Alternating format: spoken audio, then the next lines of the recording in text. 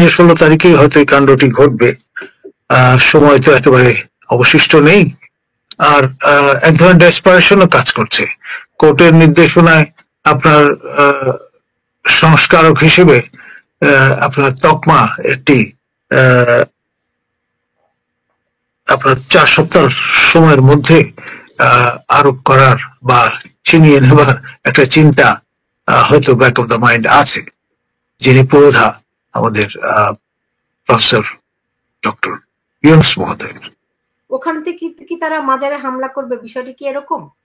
এরকমের একটা আশঙ্কা অনেকে করছেন যে 16 তারিখেই হয়তো এই কাণ্ডটি ঘটবে। সময় তো একেবারে অবশিষ্ট নেই। আর এক ধরনের ডেসপারেশনও কাজ করছে। কোর্টের নির্দেশনায় আপনার সংস্কারক হিসেবে আপনার তকমা একটি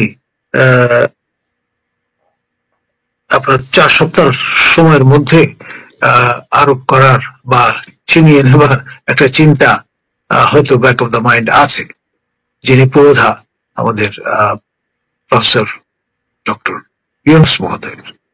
জি, এখন স্যার আপনি সংস্কারক হিসেবে ডক্টর মোহাম্মদ ইউনুসের কথা বলছেন যে হাইকোর্টে এর মধ্যে শুনানি হচ্ছে, হ্যাঁ, কিন্তু আপনার এর মধ্যে কি জুলাই ঘোষণা প্রস্তুত হয়ে যাবে বলে আপনি মনে করছেন? দেখুন, সাইমালটেনিয়াসলি নানামুখী কীর্তিকলাপ চলছে। এখন ঠাউর করা মুশকিল কোনটা আগে, কোনটা অ্যাপ্রায়োরি, কোনটা অ্যাপোস্টেরিয়রি, এটা এখন দেখবার বিষয়। এখন তাহলে স্যার আপনার কাছে তথ্য কি আছে যে এই যে বাংলাদেশে যে অরাজক পরিস্থিতি, এই পরিস্থিতিটা কি আরো ঘনীভূত হবে না কোন দিকে এগুবে? এটি আরো ঘনীভূত হওয়ার আশঙ্কাই বিদ্যমান। কারণ হচ্ছে ওই যে একটা কথা আছে না, একে একে সব নিবিচ্ছে দেউটি, সেরকম একটি অবস্থায় আমরা পড়ে গেছি। তো সেক্ষেত্রে একটু বিস্তারিত যদি বলতেন স্যার। আমি যেটি বলবো সেটি হচ্ছে আপনার দেশব্যাপী এই আপনার পদযাত্রা, তারপরে মোবিলাইজেশনের কাজ চলছে নবগঠিত দলটির পক্ষ থেকে। তাদের সঙ্গে আপনার যারা কাঁধে কাঁধ মিলিয়ে শোল্ডার আপ করছেন, তাদের অনেকেই মৌলবাদী বলে চিহ্নিত করছেন। এবং আপনার সম্প্রতি যে মৌলবাদের অর্থনীতি বিশেষজ্ঞ যিনি প্রফেসর আবুল বারকাত, তাকে আটক করার মতো ঘটনাও ঘটেছে। অর্থাৎ কোন রকমের বিপদের আশঙ্কা যাদের পক্ষ থেকে আছে তাদের আপনার স্পেয়ার করা হচ্ছে না। এখন স্যার আপনি বলছিলেন যে মানবাধিকার কমিশনের সাবেক কমিশনার সাবেক চেয়ারম্যান আমাদের প্রফেসর ডক্টর মিজানুর রহমান, তাকেও ফেসবুকে হুমকি দেওয়া হয়েছে যে তাকে মব করা হবে 1 সপ্তাহের মধ্যে তিনি যদি বিলিয়ার দায়িত্ব ছেড়ে না দেন। ওকে, এখন কি বাংলাদেশে মানবাধিকার কমিশন বলে কিছু আছে? আসলে এটা এক ধরনের মিসনোমার বলা যেতে পারে। না, আসলে আছে কি মানবাধিকার কমিশন একটা ছিল যে আমি পেয়েছিলাম, কিন্তু এখনো কি বাংলাদেশে কোনো মানবাধিকার কমিশন কি আছে? আপনার ডক্টর কামাল উদ্দিন ইস্তফা দেওয়ার পরে আমার জানা মতে নতুন কেউ তার স্থলাভিষিক্ত হয়েছেন কিনা সেটা আমি অবগত নই। ওকে, আর জাতিসংঘের যে মানবাধিকার কমিশনের একটা অফিস বাংলাদেশে হওয়ার কথা, সেটির কি অবস্থা? সেটি নিয়ে খসড়া অনুমোদন, নীতিগত অনুমোদন উপদেষ্টা পরিষদের পক্ষ থেকে দেয়া হয়েছে এবং এটা রীতিমতো নানান রকমের চাঞ্চল্য এবং উত্তেজনাও তৈরি করেছে। সব মিলিয়ে এখন দেখবার বিষয় যে ফাইনালি এই খসড়া যেটি অনুমোদিত হয়েছে সেটি চূড়ান্ত রূপ পরিগ্রহ করে কিনা। এই খসড়ার প্রধান দিকগুলো কি আছে? এখন ধরুন নর্মালি যেটা দেখি আমরা, ওই যেখানে কনফ্লিক্ট জোন সেখানে এ ধরনের অফিস সংস্থাপিত হয় জাতিসংঘের পক্ষ থেকে। তার মানে আপনার ধূম্র দেখিয়া অগ্নি অনুমান করার যে রীতি আছে সেই সূত্রানুসারে বাংলাদেশ অচিরেই কনফ্লিক্ট জোনে রূপান্তরিত হতে পারে। জামাতের বিষয়ে ভালো প্রিমনিশন আছে বলেই সম্ভবত তারা দাবি তুলেছেন যে বাংলাদেশের ত্রয়োদশ যে নির্বাচন, সাধারণ নির্বাচন, সেটি যাতে জাতিসংঘের তত্ত্বাবধানে হয় এখন আমাদের নিকটবর্তী দেশ ইন্দো চায়নাতে অবস্থিত ক্যাম্বোডিয়াতে জাতিসংঘের তত্ত্বাবধানে আপনার নির্বাচন আয়োজন করা হয়েছিল। তো সেই ম্যান্ডেটটা তারা আসলে সংস্থাপন করতে পেরেছিলেন মূলত কনফ্লিক্ট জোন বিবেচনায়। বাংলাদেশ যেভাবে আমরা স্লোলি বা শিওরলি ড্রিফটেড হচ্ছি টুয়ার্ডস কনফ্লিক্ট জোন, এখন এটি আপনার শুধুমাত্র সময়ের ব্যাপার। আর স্যার এমনিতে ধরেন বিএনপির উপর এখন যেই চাঁদাবাজের অভিযোগ এনে যে পরিমাণ চাপ তৈরি করা হয়েছে, আপনার কাছে কি মনে হয় যে জুলাই সনদ যেটা তৈরি করা হচ্ছে বিএনপির কাছ থেকে এটি সম্মতি শেষ পর্যন্ত আদায় করে নিবেই? দেখুন, বিএনপি তো একটা সেন্ট্রিস্ট মডারেট টাইপের দল, এবং এখানে পাঁচ পেশির লোকজন সমবেত হয়ে দলটি আপনার গঠন করেছেন, পরিচালনা করছেন। এখানে আপনার একটা সমস্যা, সেটি হচ্ছে যিনি ডিফ্যাক্টো কর্ণধার তারেক রহমান, তিনি লন্ডনে প্রবাসে আছেন। যতক্ষণ পর্যন্ত আপনার বুটস অন দ্য গ্রাউন্ড, যে অর্থে আমরা মিলিটারি টেকনোলজিতে বলি, তার পদাঙ্ক বাংলাদেশে না পড়ছে ততক্ষণ পর্যন্ত বোঝা যাচ্ছে না যে আসলে নেতৃত্বের ধরনটা কেমন হবে এবং কোন পথে অগ্রসর হবে বিএনপি। জি, এমনিতে বাংলাদেশের যে দুই ধারা, এখানে জসউদ্দিন প্রশ্নটি করেছেন যে বাংলাদেশের রাজনীতির গতিপথ নির্ণয় করে এখন জামাত ও এনসিপি, যারা ফার রাইট ইসলামো ফ্যাসিস্ট, এবং তিনি আরো ব্যাখ্যা করেছেন যে এটা একটা উগ্রপন্থী। তো সেই দিক থেকে মাঝামাঝি তো আর কোন কেউ থাকলো না। মেইনস্ট্রিম পলিটিক্যাল পার্টি যে চারটা, তারা সবাই কিন্তু নেগেটেড হওয়ার একটা আশঙ্কায় বা পর্যায়ে আছেন। এখন দেখবার বিষয় যে সর্বশেষ যে স্টেক হোল্ডার আপনার এনসিপি, তারা প্রকাশ্য রাজনীতিতে থাকে কিনা। এখন স্যার মনির আহমেদ প্রশ্নটি করেছেন যে আপনার কাছে এই প্রশ্নটি আরো কয়েকজনই করেছেন যে এই সরকারের মেয়াদ কতদিন? দেখুন, এক অর্থে তো ওষ্ঠাগত প্রাণ। আপনার এর সঙ্গে ব্যারোমিটার হিসেবে কাজ করছে সেই জুলাই ঘোষণা। এটা কারা দেন, কোন ফর্মে, কোন প্রক্রিয়ায়, সেটি আলোর মুখ দেখে, এবং তার সঙ্গে আপনার এই সরকারের মেয়াদ বা আয়ু অনেকাংশে নির্ভরশীল। জি, আর ধরেন এই সরকার কি নির্বাচনের কোনো প্রস্তুতি আদৌ আছে? আমার তো মনে হয় দে আর sort of treating election as kind of চিবায়রা। তারা চেস করছেন, সবাই মিলে চেস করছে, কিন্তু এটা মরুবিভ্রমের মতো ক্রমেই দূরে সরে যাচ্ছে। তারা মাঠে আছেন সার্বক্ষণিক ভাবে, যেই দেশে আর ম্যাজিস্ট্রেসি ক্ষমতা তাদের 2 মাসের জন্য আরো বাড়িয়ে দেওয়া হয়েছে। আমি দেখেছি, এবং জরুরি অবস্থা সংক্রান্ত একটি নতুন বিধান সংযুক্ত করা হয়েছে এই নতুন জুলাই ঘোষণার নতুন ঘোষণাপত্রের সঙ্গে। অনেক কিছু ঘটছে, কিন্তু আমাদের সেনাবাহিনীর ধৈর্য বলবো না, তাদের কাছে লিমিট কোনটা? যেই দেশে আজকে আবারও তুমি কে আমি কে রাজাকার স্লোগান উঠে, এটি তো সম্পূর্ণভাবে অসাংবিধানিক, রাষ্ট্রদ্রোহিতার সামিল, তাই না? যেই দেশে মানুষকে পিটিয়ে হত্যা করা হয় নির্বিচারে, মানুষের ঘর বাড়ি, কোথাও কারো কোনো নিরাপত্তা নাই, স্বাধীনতা, সার্বভৌমত্ব সবকিছু যখন হুমকির মুখে, তো আমাদের সেনাবাহিনীর দরকারটা কি? তারা বরং জাতিসংঘে পার্মানেন্টলি শান্তি রক্ষা মিশন করুক, ওখান থেকে তারা ডলার নিয়ে আসুক। সবাই খালি ডলারটাই চিনলো, দেশটাকে কেউ কি চিনলো না। তো দেখুন, এটা তো অনেকটা রাগে, দুঃখে, ক্ষোভে, অভিমানে হয়তো কথাগুলো বলছেন, কিন্তু at the end of the day সশস্ত্র বাহিনী হচ্ছে লাস্ট রিসোর্ট, এবং এই প্রতিষ্ঠানটিও যখন আপনার তার কার্যকারিতা হারিয়ে ফেলবে, তখন আপনার রাষ্ট্রের প্রতীক হিসেবে আর কিছু অবশিষ্ট থাকবে না। আপনি সেনাবাহিনীকে সবসময় ডিফেন্ড করে যান, যেইখানে আমার দেশের মানুষকে পিটিয়ে হত্যা করা হচ্ছে প্রতিদিন, 180 জন মানুষকে এরই মধ্যে শুধুমাত্র পিটিয়ে হত্যা করা হয়েছে। প্রতিদিন কোথাও না কোথাও কোনো না কোনো নারী ধর্ষিত হচ্ছে, হ্যাঁ, কোথাও কারো কোনো নিরাপত্তা নাই, চাঁদাবাজদের স্বর্গরাজ্যে পরিণত হয়েছে। সবকিছু মিলিয়ে তাহলে সেনাবাহিনীর কাজটা কি?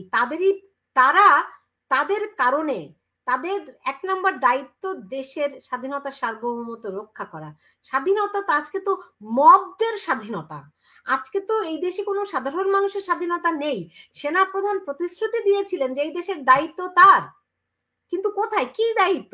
এই যে হত্যাকাণ্ডগুলো ঘটে গেছে, এবং তারা যদি দেখে আমাদের যখন আমরা লাস্ট রিসোর্ট, আমরা আমাদের সীমায় কখন পৌঁছাবে, সেই সীমায় পৌঁছতে পৌঁছতে আরো যে মানুষগুলোর প্রাণ যাবে, সেই তাদের প্রাণকে এই সেনাপ্রধান ফেরত দিতে পারবেন? দেখুন, আপনার আমাদের নবী ঈসা আলাইহিসসালাম ছাড়া আর কেউ কিন্তু মৃত ব্যক্তিকে জীবন্ত করতে সক্ষম হননি, এমনটি আমরা জানি।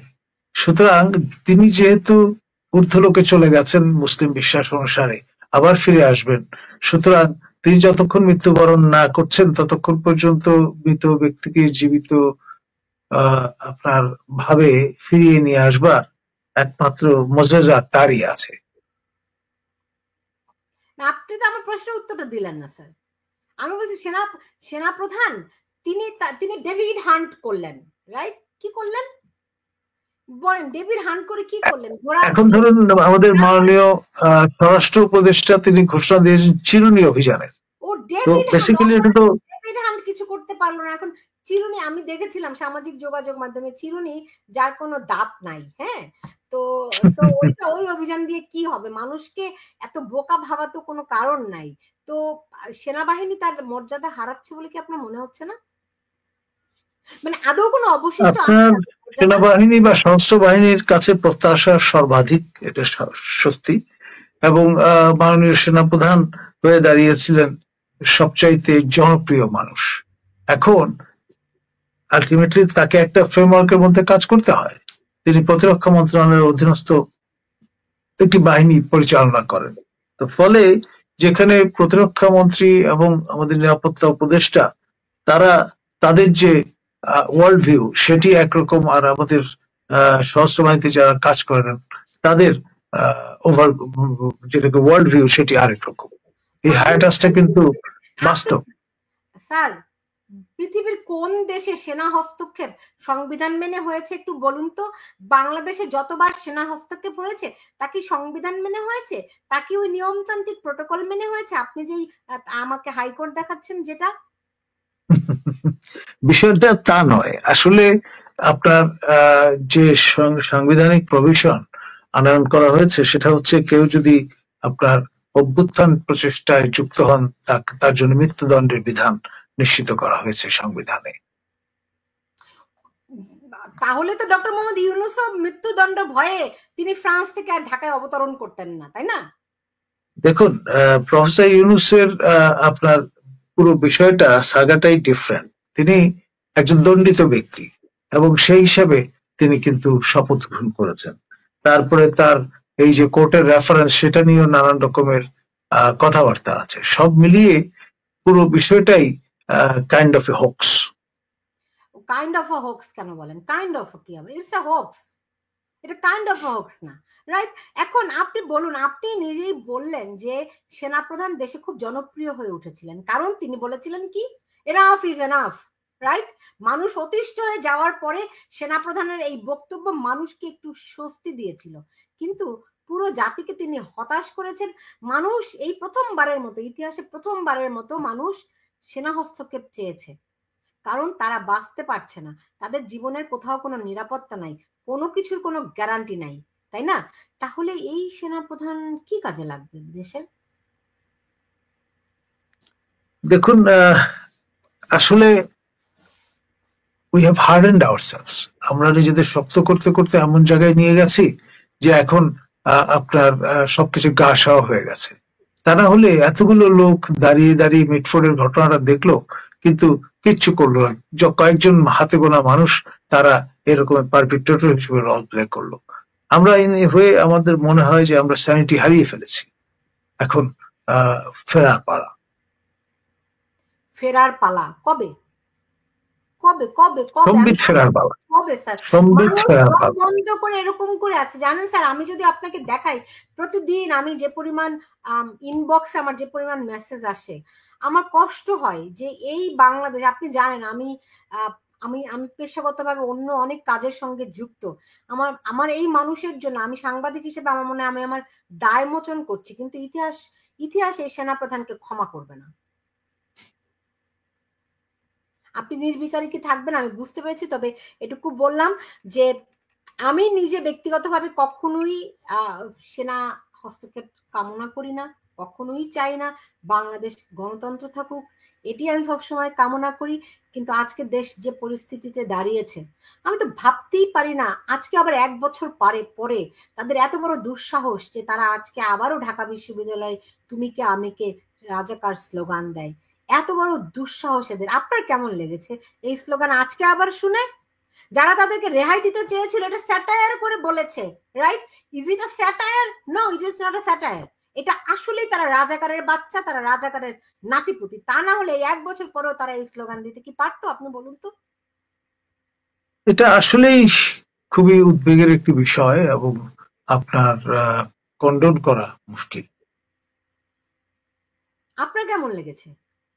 ডেফিনেটলি আমার কাছে এটি প্রত্যাশিত ছিল না এবং আমি আহ, একটু বলতে পারেন টেকেন ব্যাক, আহত হয়েছি। শুধুই আহত হয়েছেন? ডেফিনেটলি, কারণ হচ্ছে এটা আহত হওয়ার মতোই বিষয়। কারণ হচ্ছে নতুন প্রজন্ম, তারা তো যুগের অগ্রবর্তী চিন্তা করবেন, তারা কেন অতীত আশ্রয়ী হবেন? তাদের তো সামনে বিস্তর পথ খোলা আছে, আরো ইতিহাস গঠনমূলক বিষয় আছে, তারা মনোনিবেশ করবেন, এটাই স্বাভাবিক। আজকের এই দুরবস্থায় দাঁড়িয়ে আজকে ইতিহাস যেমন সেনাপ্রধানকে ক্ষমা করবে না, ইতিহাস এই শিক্ষার্থীদেরও ক্ষমা করবে না। এটি আপনার বিশ্ববিদ্যালয়, আমার বিশ্ববিদ্যালয়। আমি আমি বিশ্ববিদ্যালয়ে আমাদের আলমা মাটার। আমি খুবই লজ্জিত বোধ করছি যে এটা আমার ক্যাম্পাস, এটা আমার রোকেয়া হলের শিক্ষার্থীরা। আমি খুবই লজ্জিত বোধ করছি। আমি জানি না শিক্ষক হিসেবে আপনি কি বোধ করছেন। আপনি কিছু বলবেন না? এই এই নীরবতা মৌনতার সম্মত লক্ষণ। ডেফিনেটলি না। জি, বুঝতে পেরেছি। আর আর বঙ্গবন্ধু এবং জিয়ার সমাধি যদি ভাঙার নীল নকশা বাস্তবায়ন হয়, সেক্ষেত্রে দেশের পরিস্থিতি কি হবে স্যার? গৃহযুদ্ধমূলক পরিস্থিতি একেবারে অত্যাবশ্যক এবং অসম্ভাবী হয়ে দেখা দেবে, এটা অনুমান করা যায়। সেই পরিস্থিতি আর কি কিছু বাকি আছে আমি জানি না ঠিক। নিশ্চয়ই দেশে শান্তি ফিরে আসুক সেই প্রত্যাশা রাখছি। ডক্টর নাজমুল হাসান কলিমুল্লাহ, আপনাকে অনেক ধন্যবাদ জানাচ্ছি আমার সঙ্গে যুক্ত হওয়ার জন্য। আপনি ভালো থাকুন। ধন্যবাদ। এই ছিল আমার এখনকার আয়োজন। আপনারা যে যেখানে আছেন সবাই ভালো থাকুন সেই প্রত্যাশা রেখে বিদায় নিচ্ছি।